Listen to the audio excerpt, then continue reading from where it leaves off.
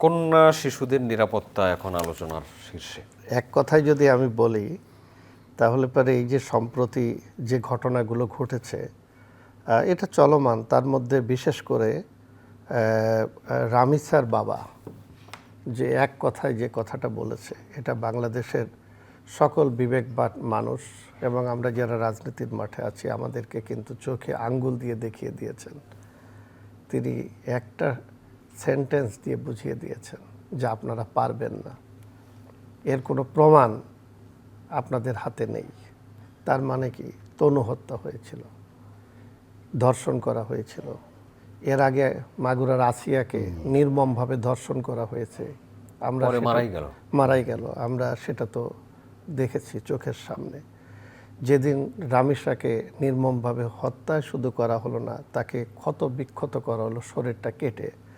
কোনো পাষণ্ড মানুষ এটা করতে পারে?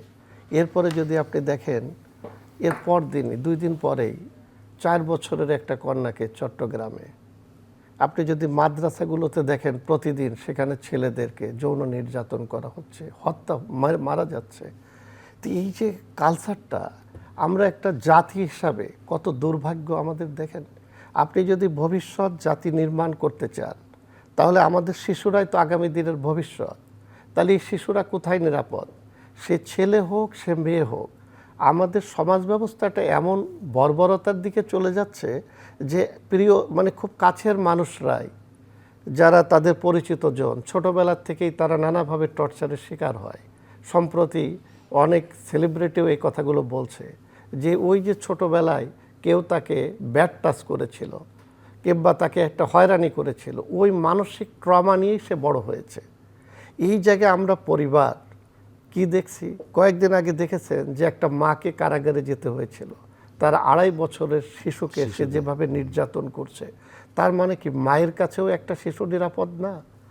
এইভাবে যে ঘটনা প্রবাহ ঘটছে, আপনি যদি পরিসংখ্যানে দেখেন গত 1 বছরে কি ঘটনা ঘটেছে এবং গত 10 বছরে আপনি যদি দেখেন পরিসংখ্যানে 8 বছরে একটা পরিসংখ্যান সেদিন আমি দেখলাম আইন ও সালিশ কেন্দ্রের 3800 কতজন প্রায় যারা এই শিশু নির্যাতন হয়েছে, তার মধ্যে 6 থেকে 9 বছরের সংখ্যাই হচ্ছে বেশি।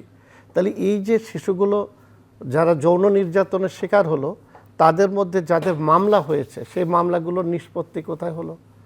আপনি যদি খেয়াল করে দেখেন যে সমাজে রাজনৈতিক পরিচয় বা ওই যে গ্রামে যারা মাতবর থাকেন তাদের দ্বারাই এই ধরনের হয়রানির শিকার যারা হয়েছে তাদেরকে টাকা পয়সা দিয়ে সালিশ দরবারের নামে তাদের ধামাচাপা দেওয়া হয়েছে। কোনো কোনো ক্ষেত্রে যদি মামলা হয়ে থাকে তাহলে পুলিশের তদন্ত সে খুবই দুর্বল হয়েছে, চার্জশিট অনেক পরে দেওয়া হয়েছে, পরে সাক্ষী পাওয়া যাচ্ছে না, এবং ভুক্তভোগীর পরিবার তারা তো একটু দুর্বলই থাকে। এই ঘটনাগুলো যাদের মধ্যে ঘটে তাদেরকে চাপ সৃষ্টি করে মামলায় তারা খুব ভালো রায় পেয়েছে, এরকম দৃষ্টান্ত আপনি আমাদেরকে দেখাতে পারবেন না। এই জন্য আমাদের কিন্তু আইন আছে, কিন্তু আইনের যথার্থ প্রয়োগ হচ্ছে না। এই জন্য আমরা মনে করি যে সরকারকে এই সময় ভাবতে হবে।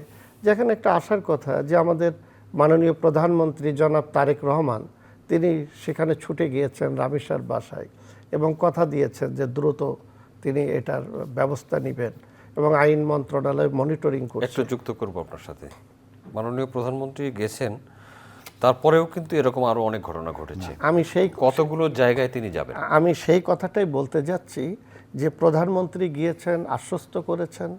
এবং একটা জিনিস দেখেন, প্রধানমন্ত্রীও কিন্তু একটি কন্যা সন্তানের বাবা, আমিও নিজে কন্যা সন্তানের বাবা। তা আমরা এই যে প্রত্যেকটা জায়গা থেকে যদি দেখি যে একটা রাষ্ট্রের সর্বোচ্চ ব্যক্তি প্রতিশ্রুতি দেওয়ার পরে প্রতিদিন এটা ঘটছে, এবং প্রতিদিন যে আপনি কয়টা তথ্য পাচ্ছেন সবগুলো তো মিডিয়ায় আসছে না, কিন্তু মিডিয়ায় আসার বাইরেও অসংখ্য ঘটনা প্রতিনিয়ত ঘটে যাচ্ছে। এই জায়গায় আমাদের একটা সামাজিক আন্দোলন গড়ে তুলতে হবে, সরকারকে উদ্যোগ নিতে হবে, এবং আমাদের প্রত্যেকটি এলাকায় ইউনিয়ন ভিত্তিক আমাদের ধরেন এখন তো জেলা প্রশাসন আছে, তারপরে পুলিশ প্রশাসন আছে, এবং রাজনৈতিক ব্যক্তিদের নিয়ে দলগুলোকে সবাইকে নিয়ে একটা সামাজিক আন্দোলন গড়ে তুলতে হবে। এবং যে আইন আছে শিশুর এবং যৌন নির্যাতনগুলোতে সেই জায়গাগুলো আমাদেরকে মানে দেখতে হবে এবং আইনের যাতে কঠোর ব্যবস্থা হয় সেই জায়গাটা যদি আমরা নিশ্চিত করতে পারি তাহলেই এটা থেকে কিছুটা হলো আমরা পরিত্রাণ পাবো। আপনাকে ধন্যবাদ। ইকবাল হোসেন তাপস।